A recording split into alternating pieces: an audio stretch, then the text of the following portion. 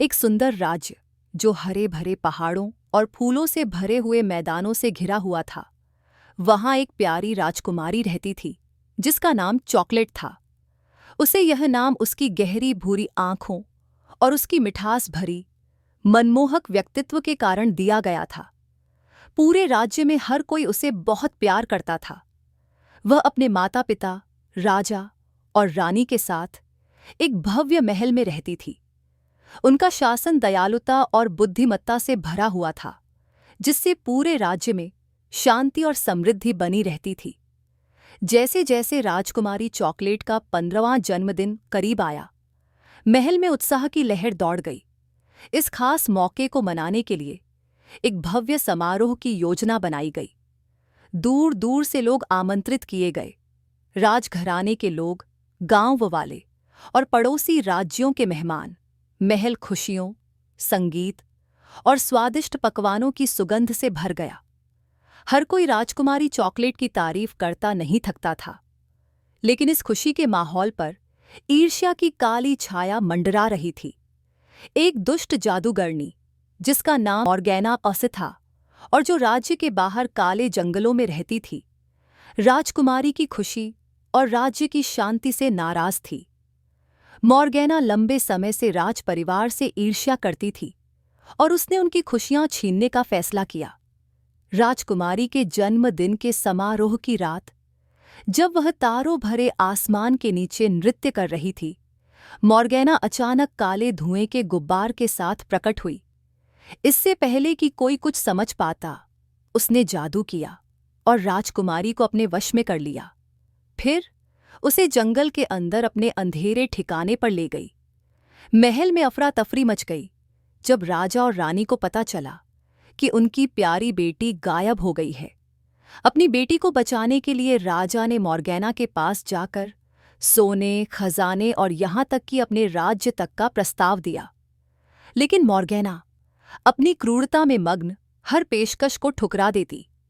उसने ऐलान किया कि अगर कोई राजकुमारी को बचाना चाहता है तो उसे पहले उससे लड़ाई में जीतना होगा। एक चुनौती जिसे स्वीकार करने की हिम्मत किसी में नहीं थी। हतोत्साहित लेकिन दृढ़ निश्चय से भरे हुए राजा ने एक साहसिक घोषणा की। जो भी राजकुमार मॉर्गेना को हराकर राजकुमारी चॉकलेट को बचाएगा, उसे राजकुमारी से विवाह करने और भविष्य का राजा बनने का अधिकार मिलेगा। इस घोषणा की खबर दूर दूर तक फैल गई और कई राजकुमार वहां आए। लेकिन मॉर्गेना की ताकत के किस्सों ने अधिकांश को डरा दिया। उन्हीं में से एक था राजकुमार विक्टर उसकिया, जो एक पड़ोसी राज्य का होशियार और साहसी युवक था। अन्य राजकुमारों के विपरीत विक्टर अपनी तलवार के साथ साथ अपनी बुद्धि पर भी भरोसा करता था।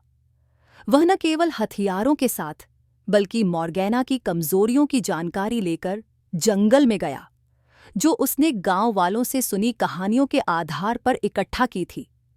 जब विक्टर मॉर्गेना के अड्डे पर पहुंचा तो उसने राजकुमारी को एक जादुई पिंजरे में बंद पाया। मॉर्गेना प्रकट हुई और ठहाके लगाते हुए उस पर जादू करने की कोशिश की, लेकिन विक्टर पहले से तैयार था। उसने एक दर्पण का इस्तेमाल करके मॉर्गेना का जादू उसी पर पलट दिया, जिससे वह अस्थायी रूप से कमजोर हो गई। फिर उसने एक जादुई रस्सी का उपयोग किया, जो उसे एक समझदार बूढ़ी औरत ने दी थी, और मॉर्गेना की शक्तियों को बांध दिया। अब शक्तिहीन मॉर्गेना जंगल की गहराइयों में भाग गई और फिर कभी नहीं दिखी। विक्टर ने राजकुमारी चॉकलेट को पिंजरे से आजाद किया और दोनों साथ में वापस राज्य लौटे। जब लोग उन्हें सुरक्षित देखकर खुश हुए तो पूरे राज्य में खुशी की लहर दौड़ गई। राजा और रानी ने अपनी बेटी को गले लगाया और राजकुमार विक्टर का गर्मजोशी से स्वागत किया। कुछ समय बाद राजकुमारी चॉकलेट और राजकुमार विक्टर का भव्य विवाह हुआ, जिसने उनके दोनों राज्यों को एकजुट कर दिया। उनकी जोड़ी ने राज्य में और भी अधिक शांति और समृद्धि लाई। लोग कई दिनों तक इस खुशी का जश्न मनाते रहे। उस दिन के बाद से राजकुमारी चॉकलेट और राजकुमार विक्टर ने बुद्धिमानी और दयालुता से राज्य पर शासन किया। उनका राज्य हमेशा के लिए खुशहाल और समृद्ध रहा। और मॉर्गेना, वह फिर कभी नहीं दिखी और राज्य के लोग खुशी खुशी जीवन व्यतीत करने लगे। नीति कथा, साहस, बुद्धि और दयालुता के साथ हर मुश्किल को दूर किया जा सकता है।